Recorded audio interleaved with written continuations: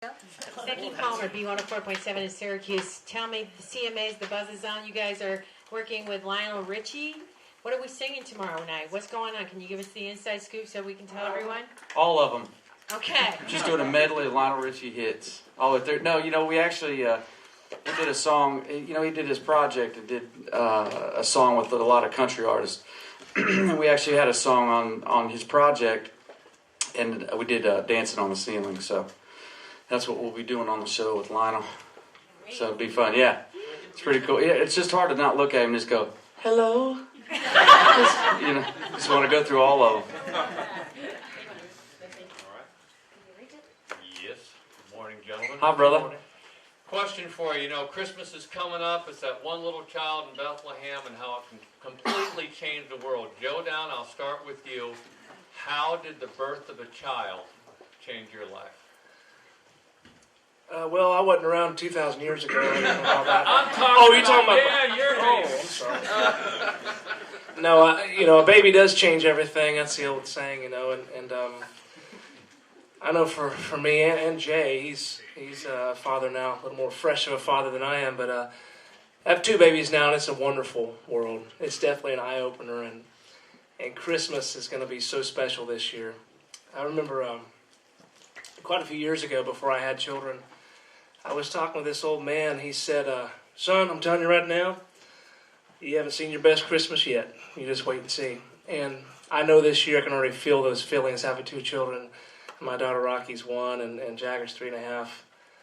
I can already feel that just special sensation that parents get at Christmas time. It's just going to be wonderful. I can't wait. I thought Jay and I were your kids, too.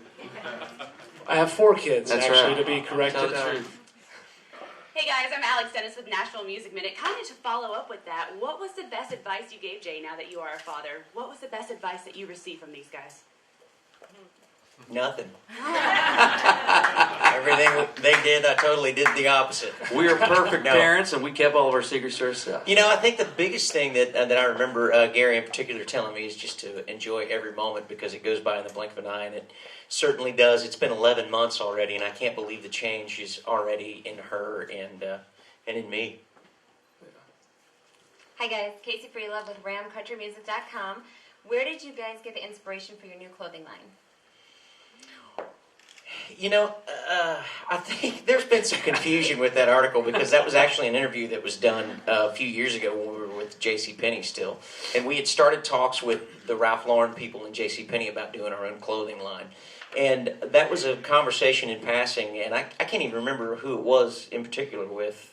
Do you? No. Because I've seen a lot of Google alerts about it lately, and it's a very old interview, but...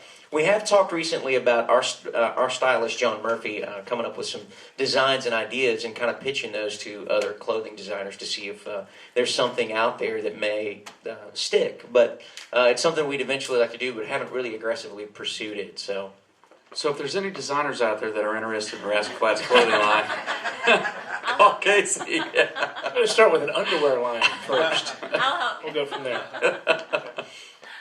Hey guys, Marty Mitchell from Thunder 106, New Jersey. Welcome. how you doing, I brother? told you welcome to Nashville, and I'm from New Jersey. But anyway, recently the Grand Ole Opry, you were inducted into the Grand Ole Opry, and I know that you were talking about the kids and how great it is too. I mean, this is another thrill, something you've always dreamed of doing. You went there when you were much younger, and now you're a member. What is that like? I don't really.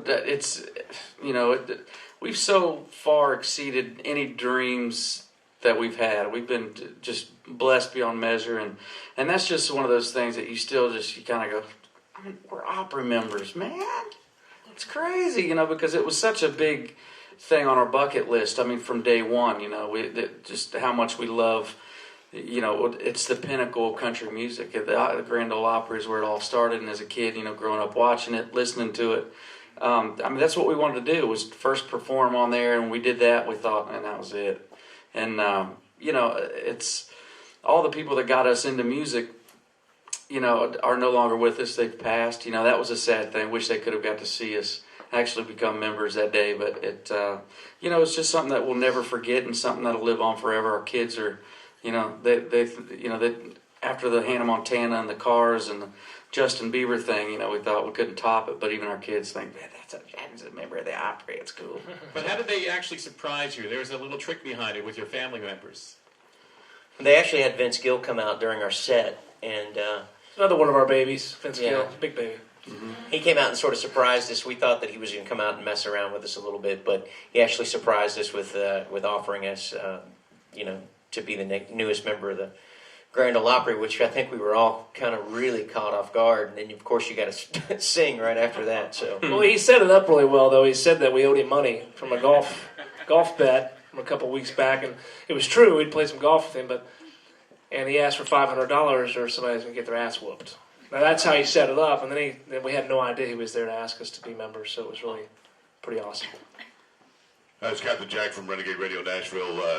I was wondering if you guys would be interested in a foursome and $1,000 a head. We're in, bro. Set it up. Set it up. Now, how was the transition from one label to the next? it was smooth. It was painless. I mean, we can't imagine being anywhere better than we are right now with Scott Borchetta and the great folks over at Big Machine. It's been a match made in heaven. They've got a real passion for what we're doing as Rascal Flatts and where we're headed, and they're just a welcome part of our team. And you need the halls or something, bud. You got some rasp going on down there. No, I was eating gravel out in the parking lot. Ricola. We have about 45 seconds. One last question. What could possibly be on your bucket list now? You guys have accomplished so much. What can you do to top? Clothing line? First, right here. You know, I think something that's on our list that's really important to us. I think is winning Entertainer of the Year sometime. Is still on there and Grammys, and hopefully one day end up in the Hall of Fame. I don't know.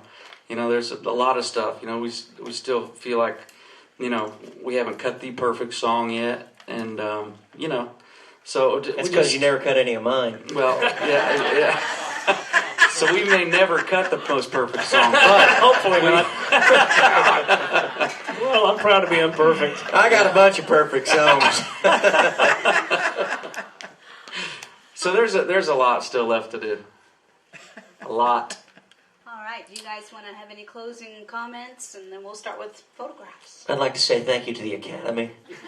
Thank you guys for allowing us to be here and sharing your thoughts and your questions with us. We always appreciate this. I know you may think that sometimes that artists dread this part, but this is really fun for us to interact with the people that are our voice to the fans. So thank you so much for your time as well. Mm-hmm. Thank you for every spin you've ever spun on any Rascal Flatts song, and because what we do in the studio wouldn't mean anything if it was never heard. So we appreciate all of you, and thank you very much for playing our music. We got more to come. So in the spring, the new album comes, and you guys get it before then, and just add it in heavy, and we'll see you then. Done. There you have it.